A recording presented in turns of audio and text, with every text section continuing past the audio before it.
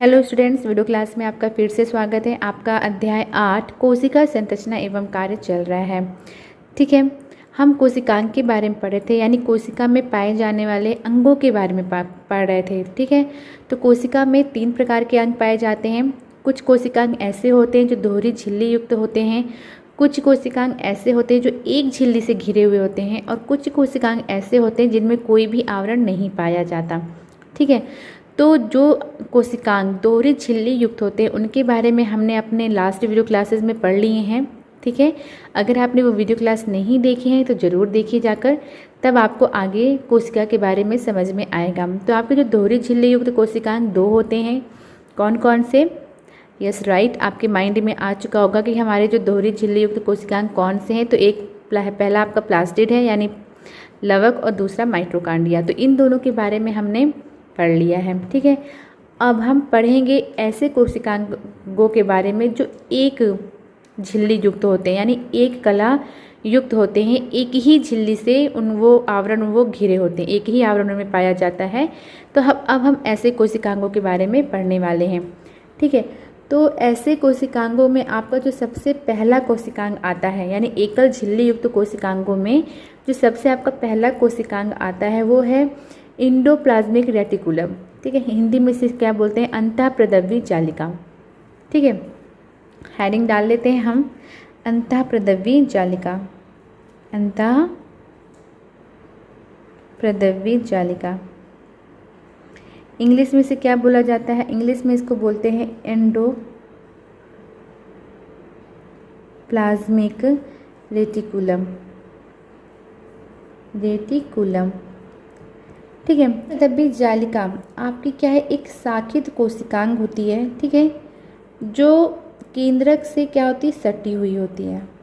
ठीक है, ये केंद्रक से कुछ इस प्रकार से सटी हुई होती है, और ये क्या होती है? ये शाखित कोशिकांग है। ठीक है, जो एक झिल्ली युक्त होती है, यानी एक आवरण से घिरा हुआ होता है। ठीक है, तो जो हमारा अंतःप्रदव्य जालिका है वो कोशिका द्रव के बारे में हमने पढ़ लिया। कोशिका द्रव हम किसे कहते हैं? ठीक है, तो आप लोग कंफ्यूज मत होइएगा। तो जो अंतःप्रदव्य जालिका होती है वो कोशिका द्रव को 2 भागों में बांट देती है।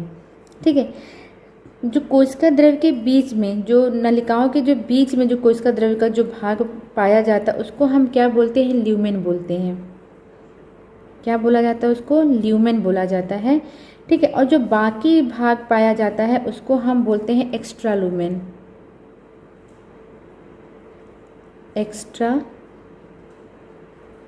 ल्यूमेन।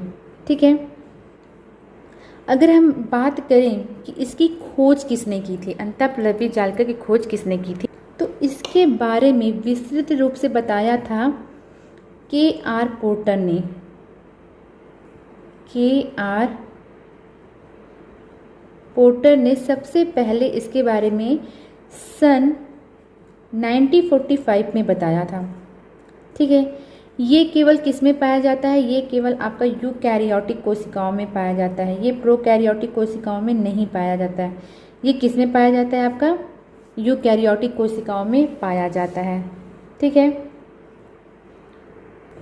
तो एक बार हम फिर से देखेंगे अंतःप्रदव्य जालिका के बारे में। अंतःप्रदव्य जालिका एक ऐसा कोशिकांग है जो एक ही झिल्ली से घिरा हुआ होता है, एक ही आवरण से घिरा हुआ होता है।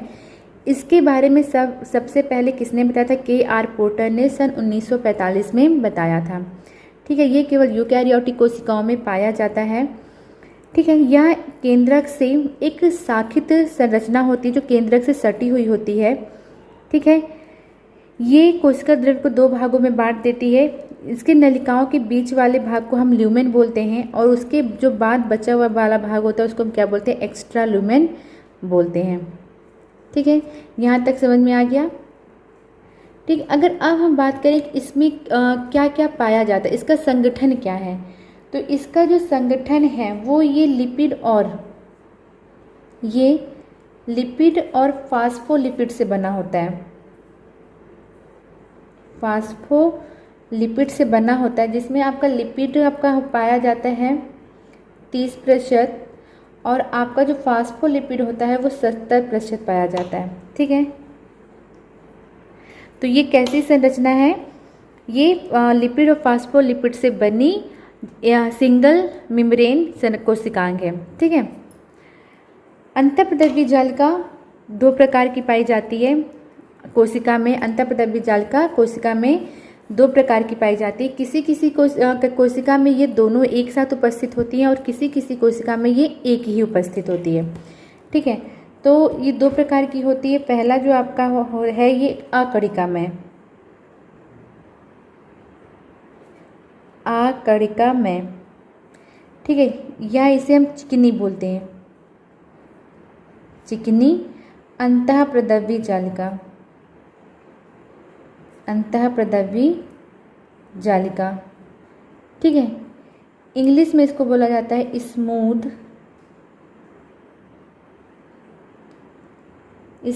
एंडोप्लाज्मिक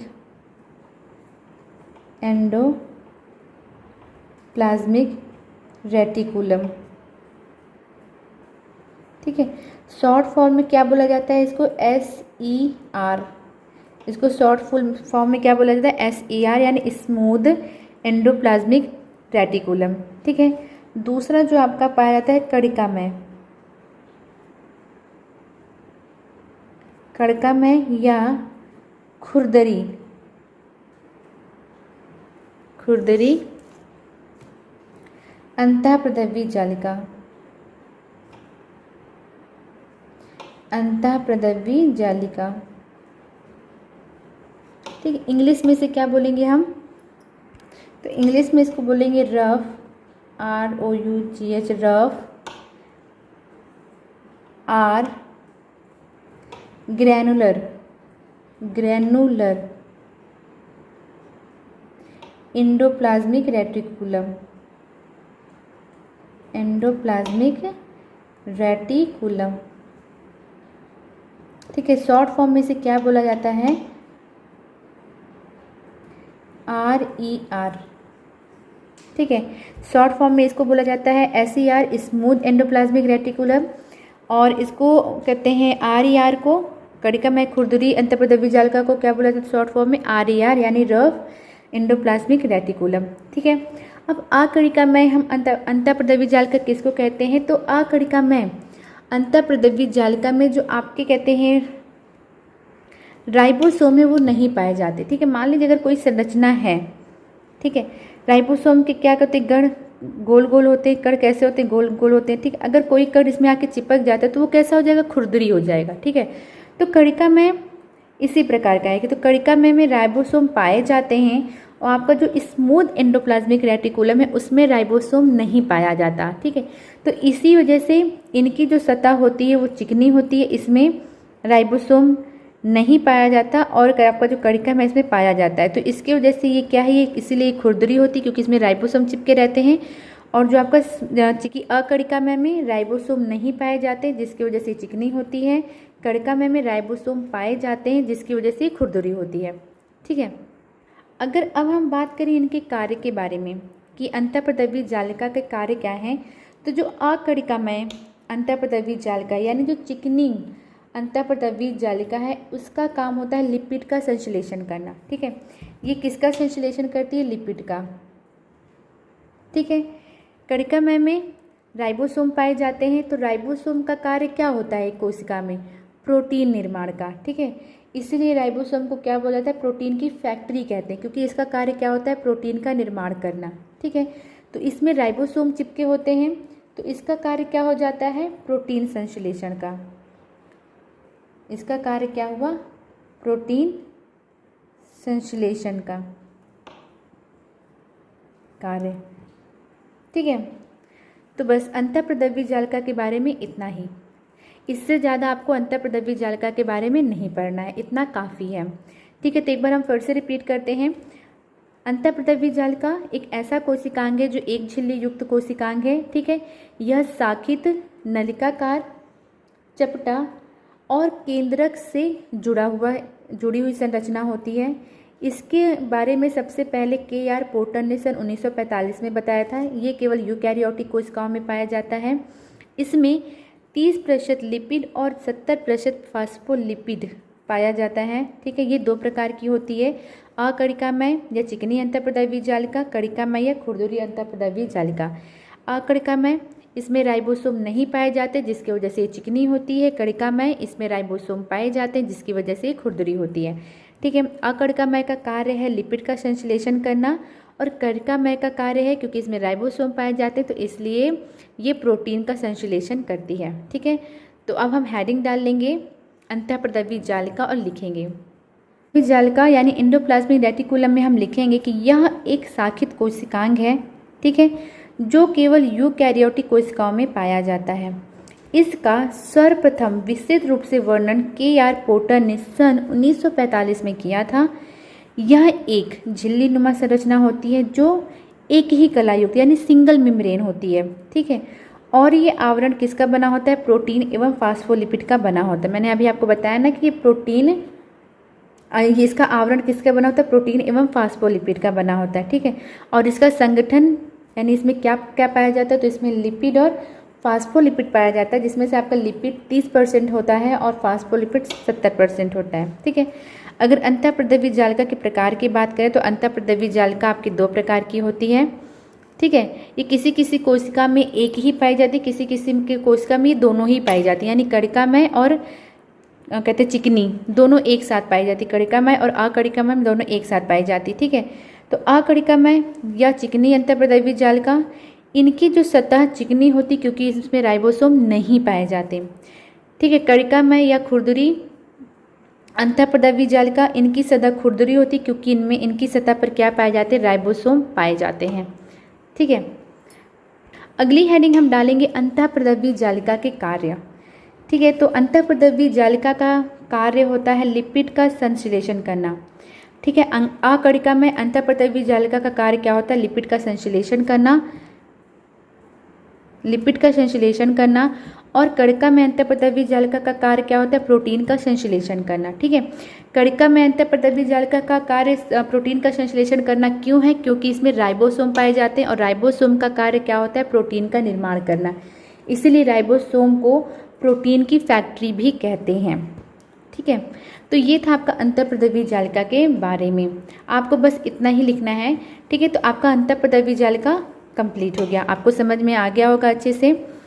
एक हेडिंग अगर आपको और लिखनी है तो आप लिख लीजिए अंतःप्रदवी जालिका का संगठन। ठीक है, तो अंतःप्रदवी जालिका में लिपिड 30% पाया जाता है और इसमें फास्फोलिपिड 70% पाया जाता है। बस इतना। अगली जो हेडिंग है यानी हमारा जो एक झिल्ली युक्त यानी एकल जो झिल्ली युक्त कोशिकांग यानी सिंगल मेम्ब्रेन कोशिकांग है, उसमें जो आपका अगला आपको पढ़ना है कोशिकांग वो है गाल्जिकाएं। ठीक है, तो नेक्स्ट हेडिंग हम डाल लेंगे गाल्जिकाएं। पहले इसको हम समझ लेंगे फिर इसके बारे में हम लिखेंगे। गाल्जिकाएं इंग्लिश में इसको हम गोल्गी बॉडी बोलते हैं, गाल्गी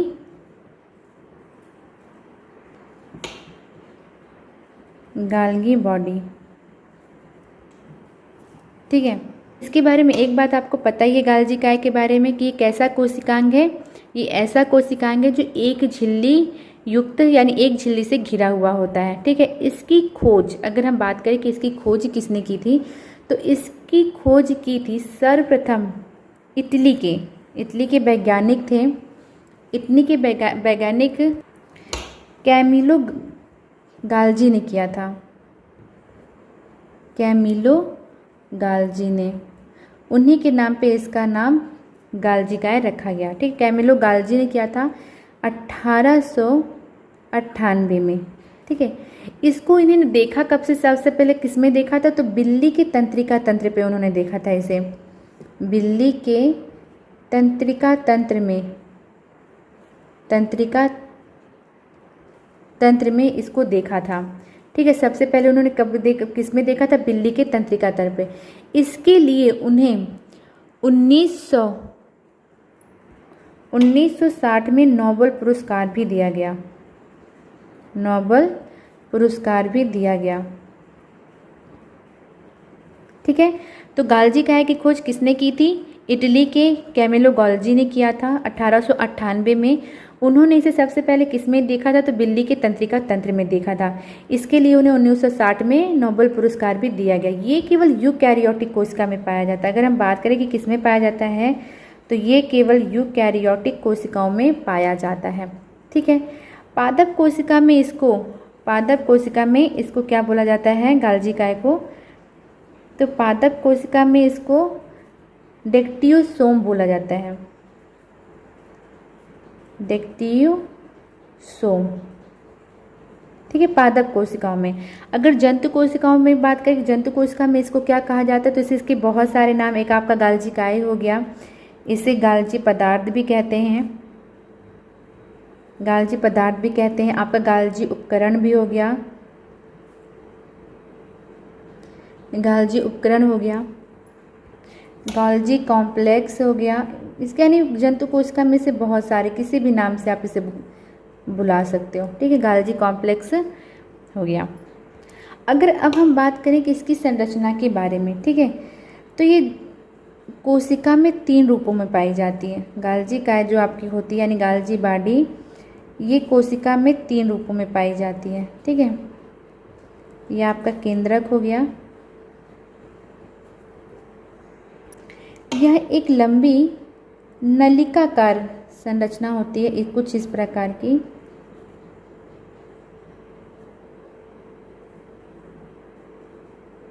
यह लंबी नलिकाकार शाखा विहीन, मतलब इसमें शाखा नहीं पाई जाती, शाखा विहीन होती है। ठीक है, कुछ इस प्रकार की संरचना पाई जाती है आपकी गाल्जी काय की। ठीक है, 3 रूपों में पाया जाता है।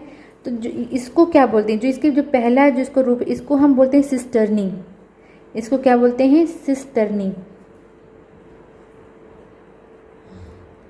सिस्टर्नी।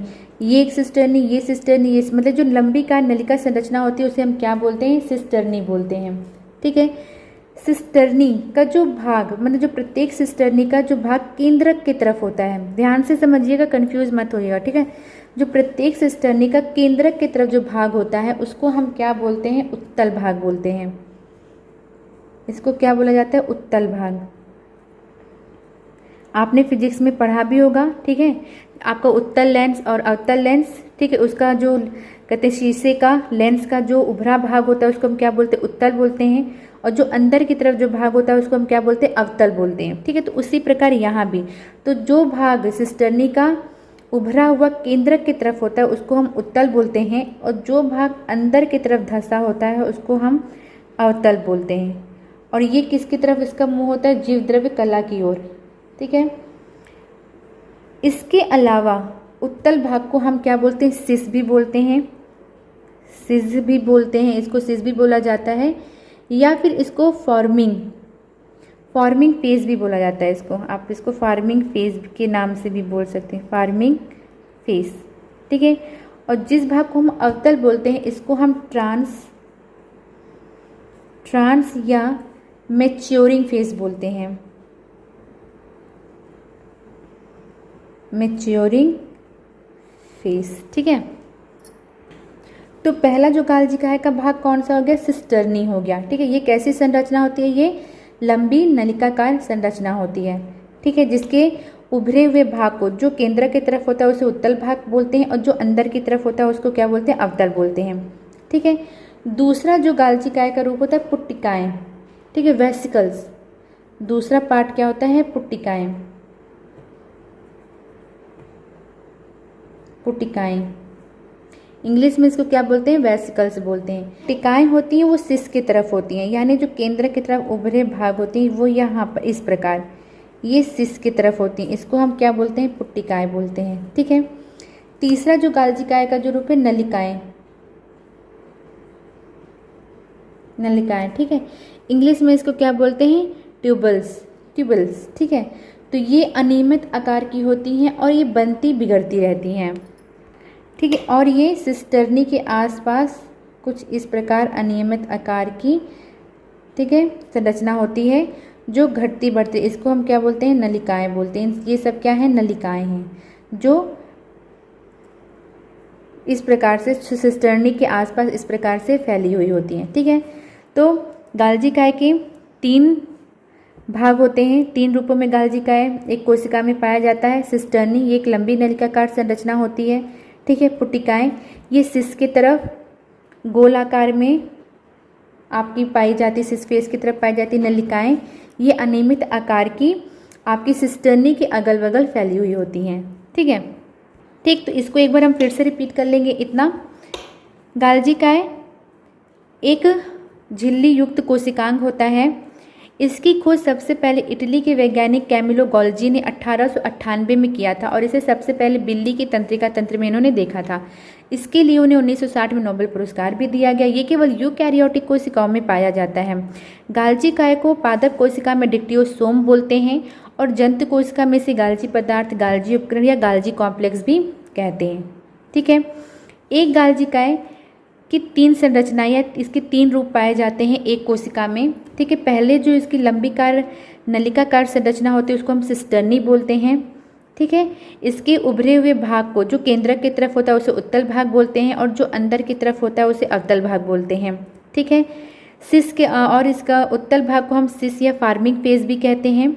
सिस की तरफ कुछ इस प्रकार की गोल प्रकार की संरचना पाई जाती है जिसे हम पुट्टिकाएं कहते हैं। ठीक है, और जो तीसरा रूप है गाल्जी काय का वो अनियमित रूप का होता है। ये बनता बिगड़ता रहता है और ये सिस्टर्नी के चारों तरफ फैला हुआ होता है। ठीक है, अब हम बात करें गाल्जी काय के कार्य के बारे में।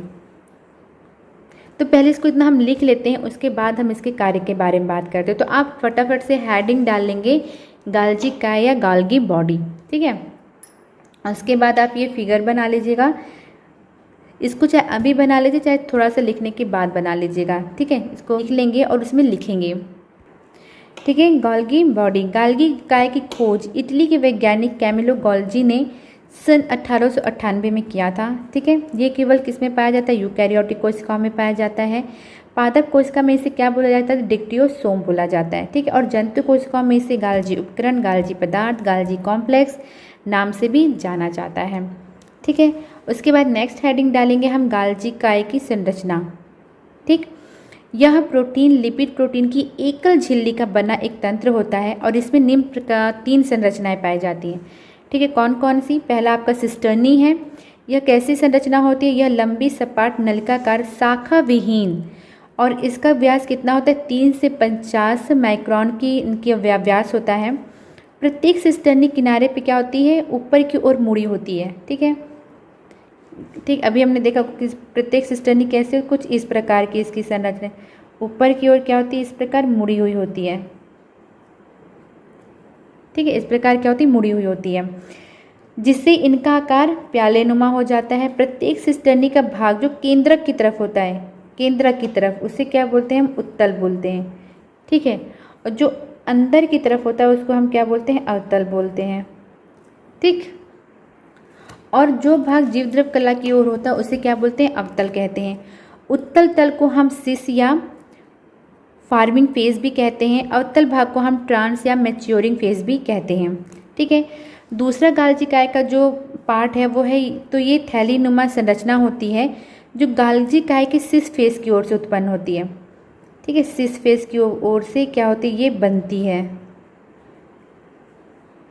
थैलीनुमा, कुछ इस प्रकार। ठीक है, तीसरा है आपका नलिकाएं, ट्यूबल्स।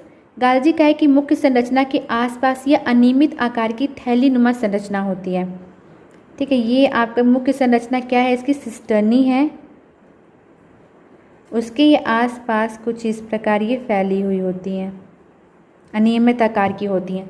ठीक है, तो नेक्स्ट हेडिंग हम डालेंगे गाल्जी काय के कार्य। अब हम बात करते हैं गाल्जी काय के कार्य, फंक्शन ऑफ गाल्गी बॉडी। ठीक है, तो इसका जो मुख्य कार्य है, ठीक है, गाल्जी काय का जो सबसे मुख्य कार्य, इसके कार्य बहुत सारे, जो इसका सबसे मेन वर्क है वो क्या है? श्रावण का होता है। ठीक है, ये क्या करता है? श्रावण, सबसे पहला जो इसका मुख्य कार्य है तो क्या है? श्रावण का।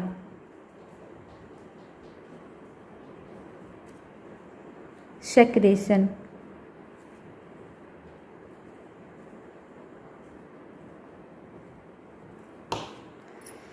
ठीक है, तो गाल्जी काय का मुख्य कार्य क्या होता है? श्रावण का होता है। ठीक है, तो जो कोशिका में आपके बहुत अनेक महत्वपूर्ण जैविक पदार्थ होते हैं, ठीक है, जैसे आपका पॉलीसेकेराइड हो गया आदि, तो ये जो सब पॉलीसेकेराइड है तो थैली में इकट्ठा होता रहता है। ठीक है, तो वो थैलियों में क्या होता है? इकट्ठा होता रहता है, जिससे ये क्या करता है? गाल्जी काय कोशिका के बाहर निकालने का कार्य करता है, कोशिका से बाहर इसका श्रावण करने का कार्य करता है।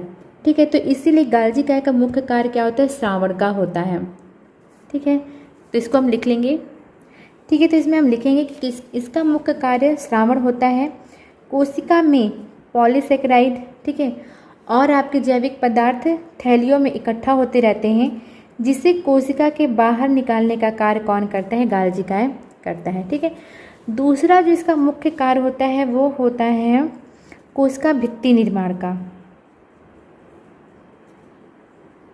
कोशिका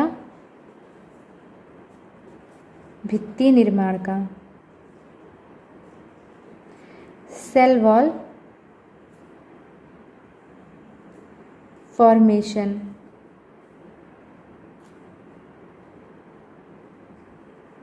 ठीक,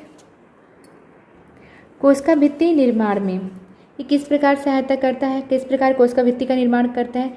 तो जब कोशिका विभाजन का अंतिम चरण होता है, आप सबको पता है कि कोशिका जो किससे बनती है, जो हमारी पुरानी कोशिका होती है उसी से उसमें उसमें विभाजन होता है और नई कोशिका का निर्माण होता है। तो जब कोशिका विभाजन का अंतिम चरण होता है, ठीक है, जब कहते हैं कोशिका विभाजित होकर नई कोशिका का निर्माण करती है, उस समय, ठीक है, ये हेमीसेलुलोज, पैक्टिन आदि पदार्थ का श्रावण करके कोशिका भित्ति का निर्माण करती है ये, और अपना महत्वपूर्ण योगदान देती है ये। ठीक है, तो किस समय मदद करती है, जब कहते हैं कोशिका का विभाजन का अंतिम चरण चलता है और एक कोशिका से नई कोशिका का निर्माण होता है, तो उस समय ये हेमीसेलुलोज, पैक्टिन आदि पदार्थ का श्रावण करती है और कोशिका भित्ति का निर्माण करती है।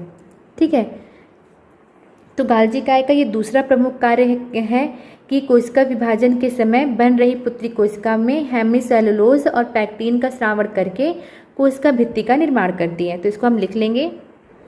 तो कोशिका भित्ति निर्माण हम हेडिंग डाल लेंगे। ठीक है, गाल्जी काय का जो आपका दूसरा कार्य है, और उसमें लिखेंगे कोशिका विभाजन के अंतिम चरण में नई कोशिका बनाने के समय विभाजन कर रही कोशिका के मध्य ये हेमीसेलुलोज, पैक्टिन आदि पदार्थ का श्रावण कर के कोशिका भित्ति बनाने में मदद करता है। ठीक है, तो ये आपका गाल्जी काय का दूसरा महत्वपूर्ण कार्य है। ठीक है, अगला आपका जो तीसरा कार्य है, तो ये इसे गाल्जी काय को कोशिका का ट्रैफिक पुलिस कहते हैं।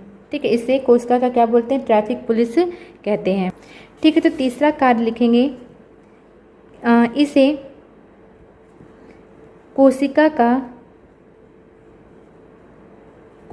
का ट्रैफिक पुलिस कहते हैं। ट्रैफिक पुलिस कहते हैं।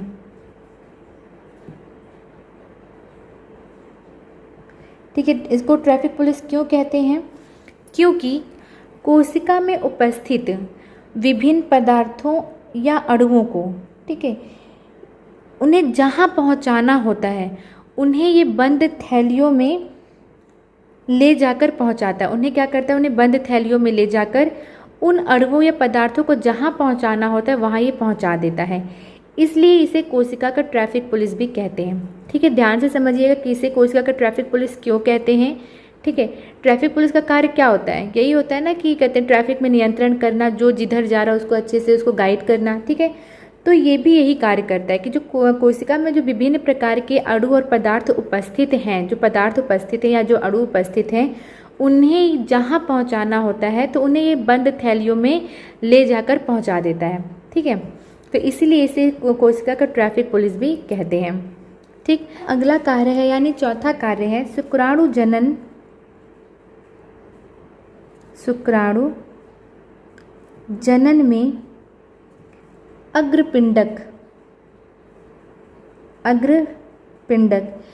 इंग्लिश में इसको बोलते हैं एक्रोसोम। अग्रपिंडक को क्या बोलते हैं, एक्रोसोम्स। एक्रोसोम्स का निर्माण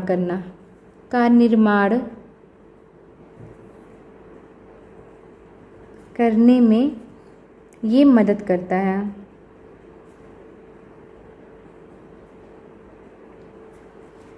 ठीक है, तो गाल्जी काय क्या करता है कि जब शुक्राणु का निर्माण होता है, शुक्राणु जनन किसे कहते हैं, शुक्राणु का निर्माण होना, तो शुक्राणु निर्माण में ये अग्रपिंडक यानी एक्रोसोम का निर्माण करता है। आपका जो ये क्या कहते हैं शुक्राणु होता है उसका अगर मैं फिगर दिखाऊं तो कुछ वो इस प्रकार का होता है, ऐसा।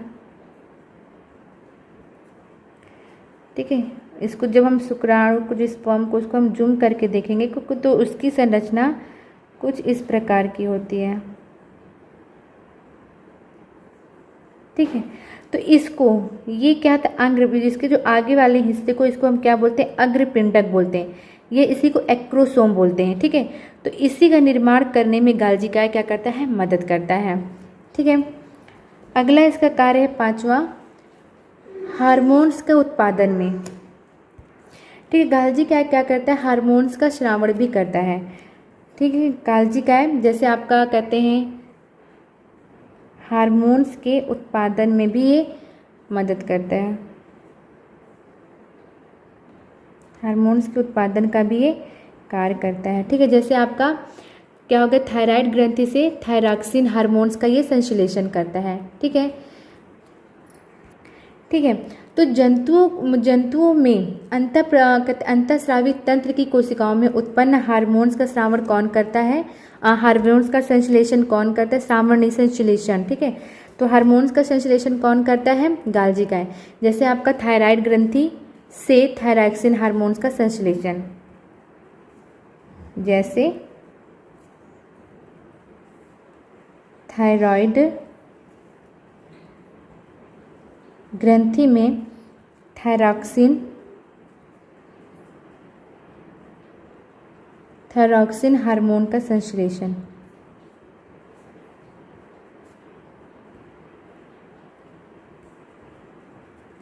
ठीक है, और अगर हम इसके कार्य के देखें, नेक्स्ट कार्य के, तो ये आपका जो पित्तक है, पित्तक के निर्माण में भी हेल्प करता है। पित्तक को क्या बोलते हैं, इंग्लिश में यॉक बोलते हैं। पित्तक के निर्माण में आपने मुर्गी का अंडा या किसी का भी अंडा देखा, यानी इसमें जो पीला पार्ट होता है, ठीक है, उसको क्या बोला जाता है, यॉक बोला जाता है।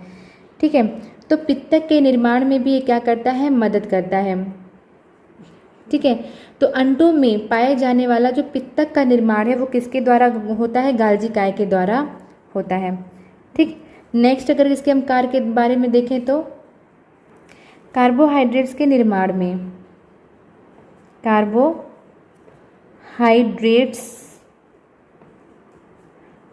हाइड्रेट्स के निर्माण में।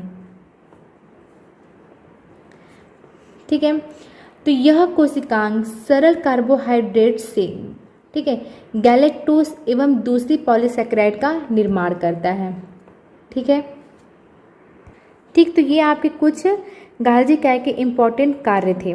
ठीक है, तो आज की वीडियो क्लास में हमने देखा अंतःप्रद्रव्य जालिका और गाल्जी बॉडी देखी। ठीक है, अंतःप्रद्रव्य जालिका कैसा कोशिकांग है, तो यह एकल झिल्ली युक्त कोशिकांग है। गाल्जी काय भी आपका एकल झिल्ली युक्त कोशिकांग है। ठीक है, अंतःप्रद्रव्य जालिका आपकी दो प्रकार की होती है, अकणिकामय और कणिकामय।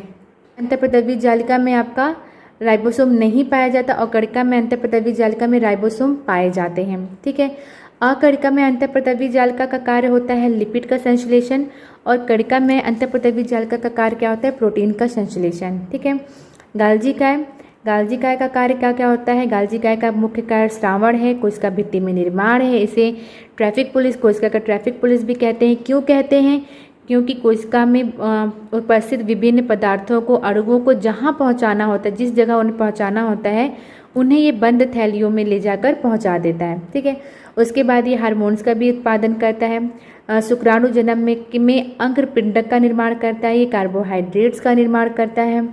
ठीक है, और पित्तक का निर्माण करता है। तो आज की वीडियो क्लास के लिए इतना ही। आई होप आपको वीडियो क्लास अच्छे से समझ में आ गया होगा। आप सब्सक्राइब, लाइक, कमेंट जरूर करिएगा। मिलते हैं नेक्स्ट वीडियो क्लास में, तब तक के लिए बाय बाय।